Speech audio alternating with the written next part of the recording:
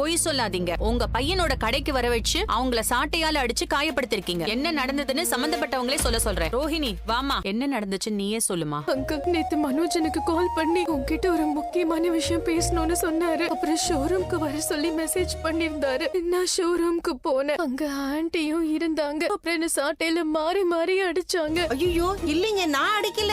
நான் எதுக்கு என்ன அடிக்கிறீங்கன்னு கேட்டு என் பையனை விட்டு போயிடுன்னு சொல்லி சொல்லி அடிச்சாங்க. நான் வலியில துடிச்சேன். ஆனா ஆண்டி என்ன விடவே இல்ல. நான் இவள அடிக்கலைங்க, இவ பொய் சொல்றா. மனோஜை விட்டு போயிடு, இல்லன்னா உன்னை இங்கேயே அடிச்சு கொன்னுருவேன்னு சொல்லி சொல்லி அடிச்சாங்க. ஷோரூம்ல கடைசியில வச்சு அடிச்சதுனால என்னால வெளியில கூட ஓட முடியல அங்கிள். என்ன மாறி மாறி இவங்க நிறைய அடி அடிச்சாங்க. எங்க நிறைய அடி அடிச்சா? அத அடிச்சிட்டு இருக்கும்போது பாதியில மயக்கம் போட்டு விழுந்துட்டியே. அப்போ அடிச்சேன்னு ஒத்துக்கிறீங்க இல்லையா? நான் இவள மனோஜை விட்டு போன்னு சொல்லி எல்லாம் அடிக்கல. போலீஸ் அம்மையார வீட்டுக்கெல்லாம் அனுப்பி அவங்கள ஏதேதோ சொல்ல வச்சு என்னை எப்படி எல்லாம் அசிங்கப்படுத்தினா. அதுக்காக தான் நான். அதுக்காக நீ அவளை சாட்டையில அடிப்பியா?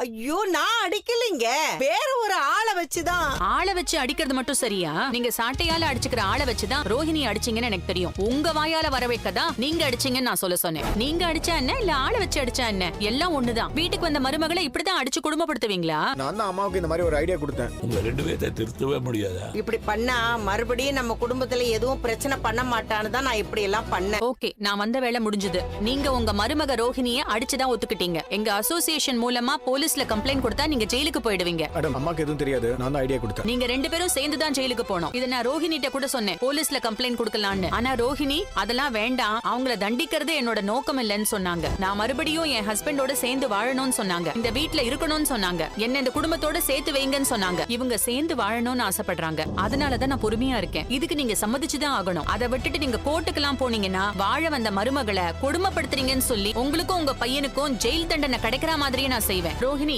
நீ என்னமா சொல்ற? உன் முடிவுல நீ ஸ்ட்ராங்கா இருக்கல்ல? ஆமா மேடம், நான் மனோஜோட சேர்ந்து இந்த குடும்பத்தோட சந்தோஷமா வாழணும். மத்தபடி அவங்கள வேற எதுவும் பண்ண வேண்டாம். கேட்டீங்கல்ல, இவங்க எவ்வளவு பெருந்தன்மையா இருக்காங்க. ஆனா நீங்க இந்த பொண்ணை சாட்டையால் அடிச்சு கொடுமைப்படுத்திருக்கீங்க. எவ்வளவு பெரிய தப்பு தெரியுமா? ஒழுங்கா நீங்களே இவங்க ரெண்டு பேரையும் சேர்த்து வைக்கிற வழியை பாருங்க. இல்லன்னா எங்க அசோசியேஷன் மூலமா இவங்களை சேர்த்து வைக்கிறதுக்கு சட்டப்பூர்வமா என்ன நடவடிக்கை எடுக்கணுமோ அதை நாங்க எடுப்போம். இல்லைங்க, இவ என் பையன் கூட சேர்ந்து வாழ முடியாது. டைவர்ஸ் கொடுக்க சொல்லுங்க. அவ வழியை அவ பாத்துக்கட்டும். இதுக்கு மேல உங்ககிட்ட பேசி ஒரு யூஸும் இல்ல. ரோஹிணி, சட்டப்பூர்வமா இந்த வீட்டுக்குள்ள நீ வர வேண்டிய நாள் சீக்கிரமே வரும். ஏன்னா நீங்க ரெண்டு பேருமே மியூச்சுவல் அண்டர்ஸ்டாண்டிங்ல டைவர்ஸ் கேட்டாதான் டைவர்ஸ் சீக்கிரம் கிடைக்கும். இதுல உனக்கு விருப்பம் இல்ல. அதனால கூடிய சீக்கிரமே நீ இந்த வீட்டுக்கு திரும்பி வருவ. நான் உங்களை கோர்ட்ல பாத்துக்கிறேன். நீ வாமா. I love you Manoj. நீ இல்லாம என்னால வாழ முடியாது. நீ எனக்கு எவ்வளவு கெடுதல் பண்ணாலும் அதெல்லாம் நான் மறந்துட்டேன், மன்னிச்சிட்டேன். ப்ளீஸ் என்னை ஏத்துக்கோ, என் லவ்வ புரிஞ்சுக்கோ ப்ளீஸ். தப்புக்கு மேல தப்பா பண்ணிட்டே போறீங்களே. எங்க அவ இப்படி எல்லாம் பண்ண நாங்க பயந்துருவோமா? அவளுக்கு ஒரு அசோசியேஷன் இருந்தா எனக்கு ஒரு அசோசியேஷன் இருக்காதா? எங்க இருக்குன்னு கண்டுபிடிச்சு நான் இங்க போறேன். எல்லாத்தையும் நான் பாத்துக்கிறேன், நீங்க விடுங்க. இருந்தது. உங்க அம்மாவுக்கு கொஞ்சமாவது அறிவு இருந்தா இப்படி பண்ணிருப்பாங்களா? ஒரு பொண்ண கடைக்கு கூப்பிட்டு ஆளை வச்சு அடிச்சிருக்காங்க. ஒரு பொண்ணை இப்படி அடிக்கலாமா? தப்புதான் மேடம். ஆனா 3 மருமகள்லயும் எங்க அத்தைக்கு ரொம்ப பிடிச்ச மருமக அந்த கல்யாணி தான். அவளதான் எப்பவுமே பாசமா பாத்துட்டு இருந்தாங்க. அதனால அவங்களுக்கு பிடிச்ச மருமக தன்னை ஏமாத்திட்டு போனதை அவங்களால தாங்கிக்க முடியல மேடம். அந்த கோவம் எல்லாம் சேர்ந்துதான் இப்படி பண்ணிட்டாங்க. மத்தபடி அவங்க ரொம்ப நல்லவங்க. நீங்க என்ன சொன்னாலும் என்னால இந்த விஷயத்துல ஒண்ணுமே பண்ண முடியாது. அந்த அசோசியேஷன் ரொம்ப ஸ்ட்ராங் ஆனது. அந்த அம்மாக்கு கோர்ட்ல வேற நல்ல பேர் இருக்கு. அவங்க மட்டும் இந்த டைவர்ஸ் பிரச்சனையில உள்ள வந்தாங்க, கண்டிப்பா டைவர்ஸ் கிடைக்க விடாம பண்ணிடுவாங்க. இந்த கேஸ் இழுத்துக்கிட்டே போகும். உங்களால முடிஞ்சா அந்த அம்மா கிட்ட இதெல்லாம் சொல்லி புரிய வைக்க முடியுமான்னு பாருங்க. சரிங்க மேடம், நாங்க அவங்க கிட்ட பேசுறதுக்கு முயற்சி பண்றோம். எனக்கு 2 கை இருக்கும், ஆனா என்னால கிளாப் பண்ண முடியாது. நான் யாரு? நான் தான் கெடிகாரம். இளமையா இருக்கும்போது உயரமா இருப்பேன். வயசு ஆக ஆக உயரம் குறைஞ்சிடும். நான் யாரு? நான் தான் கேண்டில். ஓகே குட்டீஸ், இன்னைக்கு விடுகதை முடிஞ்சது. நாம திரும்பவும் நாளைக்கு பார்க்கலாம். Good night. ஆண்டி, இந்த கேள்வி எல்லாம் ரொம்ப நல்லா இருக்கு. பாக்குற குழந்தைங்களுக்கு யோசிக்கிற திறன் அதிகமாகும். எனக்கு ஒரு விடுகதை தெரியும், சொல்லட்டுமா? சொல்லுங்க, கேப்போம். உங்களுக்கு சொந்தமான ஒண்ணு மத்தவங்க தான் அதிகமா பயன்படுத்துவாங்க. என்னது அது? என்ன மீனாது? உங்க பேரு. ஆமால, நம்ம பேரை மத்தவங்க தான் அதிகமா யூஸ் பண்ணுவாங்க. நாம எப்பவாவது தானே சொல்லுவோம். அடுத்த வீடியோல நான் இதை யூஸ் பண்ணிக்கிறேன். மீனா, நீயும் முத்தும் வக்கீல பார்க்க போனீங்களே, என்ன சொன்னாங்க? அவங்க ரோஹிணிக்காக கோர்ட்டுக்கு வந்து பேச ஆரம்பிச்சா கேஸ் இழுத்துக்கிட்டே போகும். டைவர்ஸ் கிடைக்கிறது ரொம்ப கஷ்டம்னு சொல்றாங்க. ரோஹிணியை பத்தி அவங்களுக்கு எப்படியாவது புரிய வைக்கணும்னு சொல்றாங்க. ரோஹிணிக்கு அந்த காயத்ரி மேடம் சப்போர்ட் பண்ணாம இருக்கணும்னு சொன்னாங்க. அவ்வளவுதான். மாஸ்டர், வாங்க சிந்தாமணி. அந்த அசோசியேஷன் பொம்பளை பத்தி விசாரிக்க சொன்னேனே, விசாரிச்சீங்களா? விசாரிச்சேன் மாஸ்டர். ஏதாவது ஒரு சங்கத்தை ஆரம்பிச்சு பொண்ணுங்களுக்காக பண்றேன், மக்களுக்காக பண்றேன்னு சொல்லி சும்மா வெளியில காமிச்சுப்பாங்க.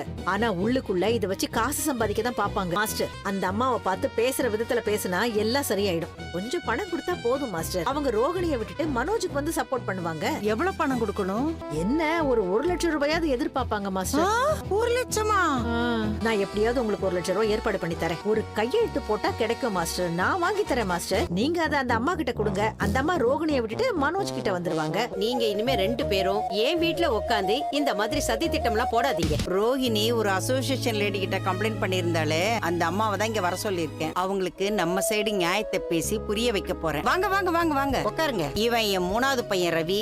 இவ அவனோட ஒய்ஃப் ஸ்ருதி. வணக்கங்க. நான் ஹோட்டல் மேனேஜ்மெண்ட் படிச்சுட்டு இங்க ஷெஃபா இருக்கேன். என் வைஃப் இந்த ரெஸ்டாரண்ட்டை ரீசெண்டா தான் ஆரம்பிச்சிருக்காங்க. எனக்கு 3 மருமகளுங்க. ஸ்ருதி தான் கடைசி மருமக. இவள நான் நல்லா பாத்துக்கிறேன். என் 2வது மருமக ஒரு சாதாரண குடும்பத்துல இருந்து வந்தவ. நான் அதையெல்லாம் யோசிக்காம அவளையும் என் பொண்ணு மாதிரி தான் பாத்துக்கிறேன். நான் என் மருமகளுங்க எல்லாரையும் ஒரே மாதிரி தான் பாத்துக்கிறேன். எனக்கு எந்த பாரபட்சமும் கிடையாது. 3 பேரும் ஒண்ணுதான். ஐயோ முடியல, இதெல்லாம் கேட்க முடியல.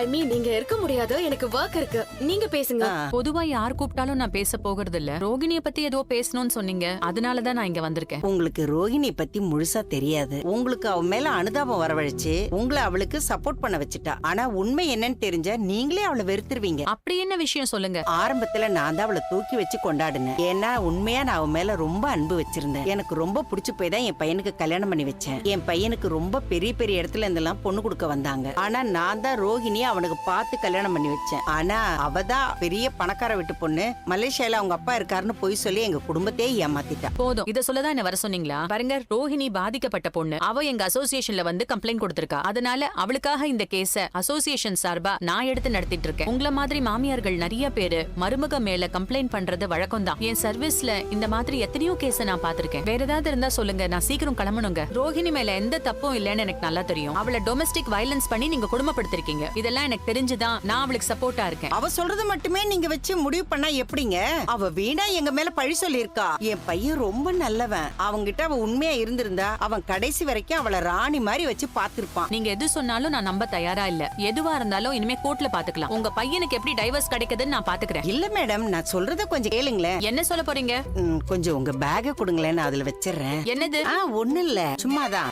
நான் இதுல பணத்தை வச்சுட்டேன். அந்த ரோஹிணிக்கு சப்போர்ட் பண்றதை நீங்க விட்டுருங்க. ஏன்னா அவ டைவர்ஸ் கேஸ் கோர்ட்ல முடியிற நிலைமையில இருக்கு.